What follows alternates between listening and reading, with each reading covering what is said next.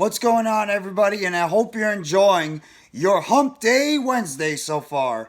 This is MYG Jeffy T85 here, and I'm bringing you the New York Mets 2023 Roundabout, part number 3 for the New York Mets as they continue to get ready for spring training, which is actually going to start today, and individual workouts as the team gets prepared for the beginning of the 2023 Major League Baseball season. And today, I'm going to be talking about the New York Mets starting rotation. That's right, the starting pitching, where it all starts out. And man, what a difference.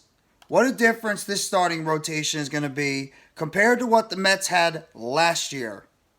Last year, they were pretty much patrolling out a starting pitching staff of Jacob deGrom, Chris Bassett, Taijuan Walker, Max Scherzer, whom they just signed last offseason, and, of course, Carlos Carrasco. This year, 3/5 of that starting rotation is gone. 3/5 of that starting rotation is no longer with the team. Longtime New York Met Jacob deGrom is now officially a Texas Ranger after signing that big deal he did this past offseason. Taijuan Walker decided to stay in the NL East, but he's no longer a Met as he went all the way down the turnpike, down to Philadelphia and with the Philadelphia Phillies. And Chris Bassett took his talents all the way up to Canada as he is now part of the Toronto Blue Jays starting rotation. And the New York Mets went out there this offseason, and they were up there to upgrade their starting pitching staff. And what they did this offseason, as they signed potential Hall of Fame starting pitcher, perennial Hall of Fame starting pitcher, Justin Verlander, to a deal this past offseason, as well as they signed Japanese starting pitcher from the Japanese Professional League, Kodai Senga, as well as they signed Jose Quintana, who was part of the St. Louis Cardinals pitching staff last offseason.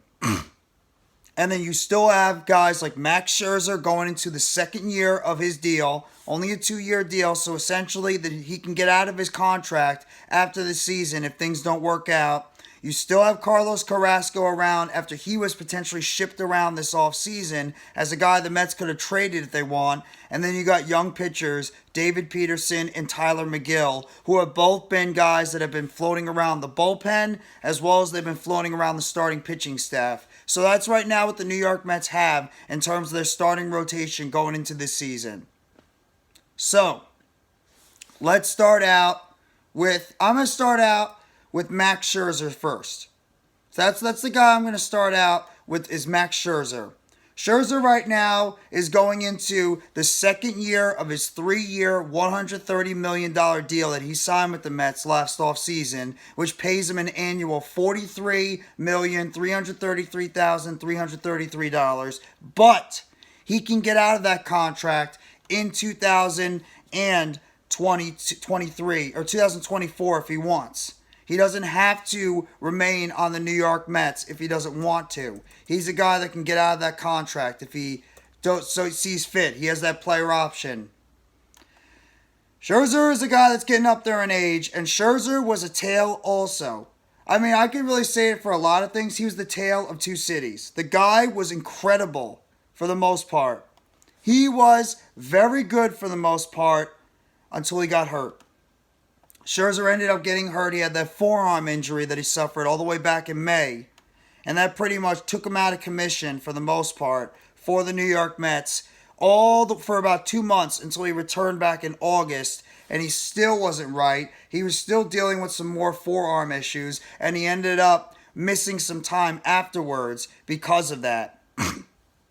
And Scherzer, the 39-year-old Scherzer, ended up not pitching very effectively and really struggled down the stretch of the Major League Baseball season for the New York Mets. And it became a very big problem for the team overall as they headed towards the stretch run for the Mets during this last season. And Scherzer, he was not good in the playoffs either. He was not good in that final series against the Atlanta Braves, and he was not good at all in that first round series, the wild card series against the San Diego Padres.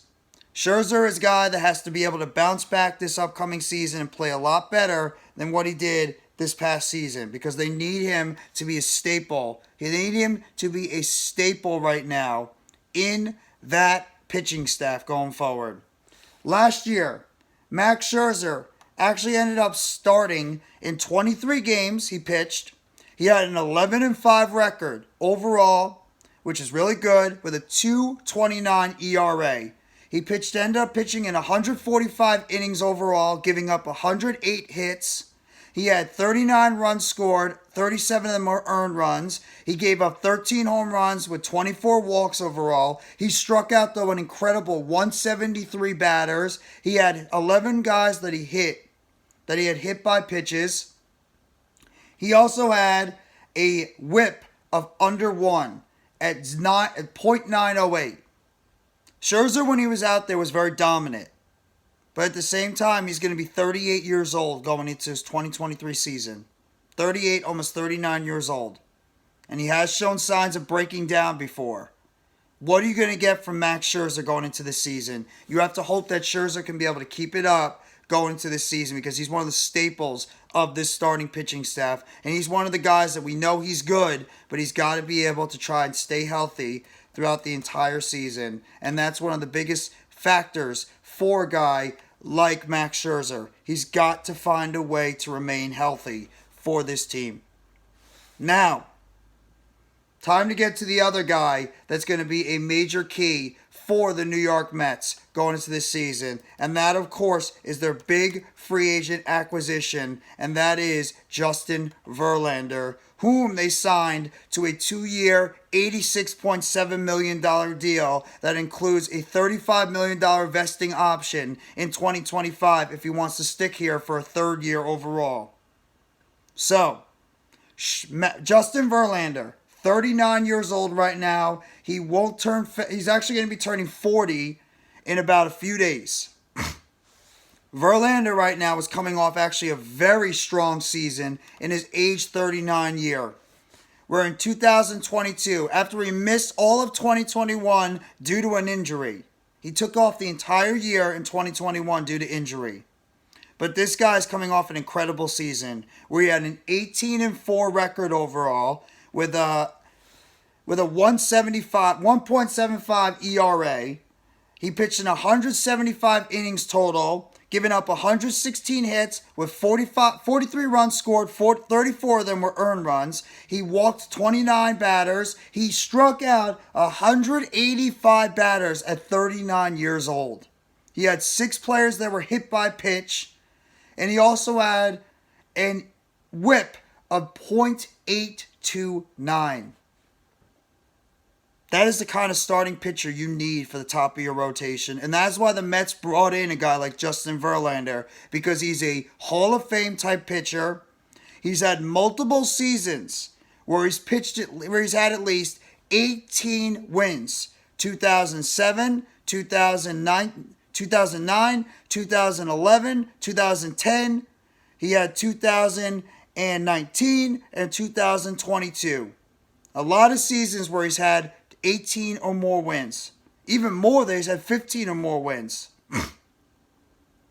Justin Verlander was brought in here to be the main guy in this rotation, and that's exactly what the New York Mets are hoping they're going to get from a guy like Justin Verlander, to be that bulldog and that guy in the middle of the front end of that rotation, along with Max Scherzer. The only thing you have to worry about is his health. Can he find a way to stay healthy the entire season? That's the one thing you worry about when it comes to a guy like Justin Verlander, is health. Because he has dealt with injuries the past couple of years. He's going to be 40 years old when the Major League Baseball season starts. You just have to hope that this guy can remain healthy, because he's going to be so important to the starting pitching staff for the Mets going into the season. Now I'm going to get to one of the other guys that the New York Mets signed this offseason as another middle starting rotation player, and that, of course, is Jose Quintana, another older pitcher behind guard. The New York Mets are a very old pitching staff, I will say that. Quintana is 34 years old, but he's a left-handed pitcher who signed a 2-year, $26 million deal for the New York Mets, including $13 million overall for the next for these 2 seasons that he signed for. And Quintana overall. He's actually coming off a pretty good season as well. You might look at it and you might think, well, the record's not that impressive. It's not. And Quintana's another one of those guys that struggles in terms of his health. He pretty much bounced between both Pittsburgh and St. Louis. But Quintana overall pitched in 32 starts, and he had an earned run average overall of about 293. Where he had a 6-7 record overall with the New York Mets. He had at least an innings pitched of 165.2 innings pitched overall for Jose Quintana. He walked about 51 batters overall, 52 batters. He gave up about 67 runs. He gave up 67 runs overall. He gave up about 54 runs earned, 8 home runs. Like I mentioned, he gave up about 47 runs, or if he gave up 47 walks. He had struck out at least 127 batters, which is not bad overall. And he had a whip of around 1.150. He's your typical middle reliever guy. The record's not that great. He pitched a lot better when he got to the St. Louis Cardinals than he did with the Pittsburgh Pirates. But this is the guy that you can use as your left-handed pitcher going into this offseason. And he's a guy that he can pretty much be in middle of the starting rotation player for this team.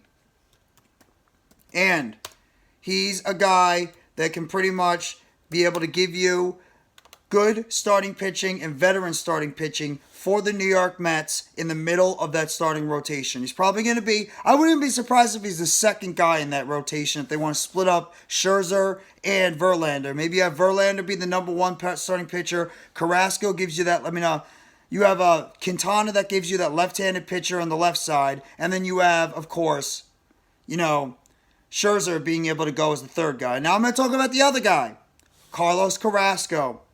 The 35-year-old veteran starting pitcher whom the New York Mets picked up his $14 million player option to bring him back this season. And he's going to be turning 36 very soon. So, Carlos Carrasco, last year with the New York Mets. Carrasco pretty much was a solid player for the team. Not great. He actually had a very good season overall. The ERA was a little high, I will say. It was 3.97, the earned run average. But he had a 15-7 record overall. So when he was out there on the mound, he was going to get you wins. He had the most wins for the New York Mets last season. Carrasco was very good when he was on the mound, being able to give that team the starting pitching that they needed consistently. And he's an innings eater. 29 starts overall. He pitched in 152 innings for the New York Mets. He gave up 161 hits. That's a little high. 71 runs scored, 67 of them being earned. He gave up 17 home runs. That's very high too. 41 walks. He gave up 152. He had 152 strikeouts on the season. He had 8 batsmen overall. My apologies. He also had a whip of 1.329. That's too high. Carrasco is not exactly going to blow you away with his stuff. He's going to be a guy that's going to try to beat you with his different types of pitches in the starting rotation. He's going to be a guy that's going to try to beat you with some of his starting pitches, going forward. So that's what Carlos Carrasco to do. He's not going to beat you with his talent. He's going to beat you with his overall metrics and the way he can move the ball in terms of his starting pitching. So that's what he does best.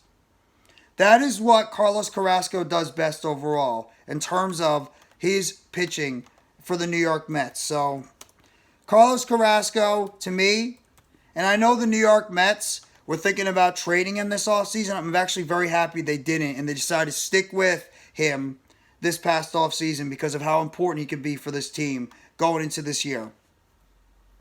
Now, the wild card of this pitching staff, Kodai Senga, who the New York Mets signed to a 5-year, $75 million deal, and the 30-year-old who has been known to have that forkball, that is his tricky pitch overall, that ghost ball that he's been talking about.